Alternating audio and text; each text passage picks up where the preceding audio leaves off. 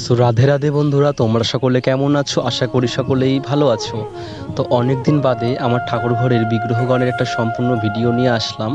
তো দর্শন করছো তোমরা আমার সেবিত শ্রী বিগ্রহ, হরপার্বতী শ্রী বিগ্রহ। এই যে হরপার্বতীর চরণতলে যে ছোট্ট শিবলিঙ্গটা দেখলে, এই যে ছোট্ট শিবলিঙ্গটা দেখছো, এটার আমাদের স্বপ্নে পাওয়া ছোট্ট শিবলিঙ্গ।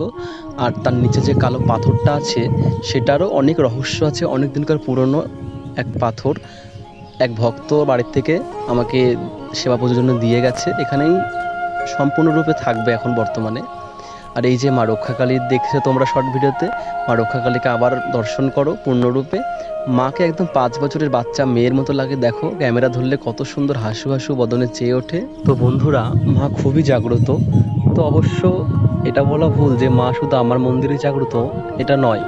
মা প্রত্যেকটা মন্দিরে জাগ্রত। মা বলো শিব পার্বতী, মানে যে দেবতাই হোক না কেন, সে সবসময় জাগ্রতই থাকে। আমাদের বিশ্বাস ভক্তিতে মা সাড়া দেয়, ভগবান সাড়া দেয়। তো মা সবসময় সব জায়গাতেই জাগ্রত, কিন্তু আমাদের ভক্তিটা খাঁটি হওয়া দরকার। ভক্তি ভরে যেখানেই তুমি চাবা সেখানেই মা সবসময় সাড়া দেবেন। তো এই যে আমাদের রাধা মদন গোপাল, মদন গোপালের বদনটি কত সুন্দর দেখো। আর পাশে রাধারানী শ্রীমতী বিশ্বভানু রাজনন্দিনী দাঁড়িয়ে আছে।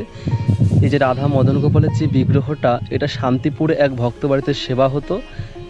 ওদের বিশেষ অসুবিধার কারণে আমার এক গুরু ভাইয়ের মাধ্যমে বর্তমানে আমার বাড়িতে আজীবনের জন্য তারা এসেছেন। তো আমার ঠাকুরঘর খুবই অগোছালো, তাও তোমাদের কেমন লাগলো তোমরা অবশ্যই জানিও।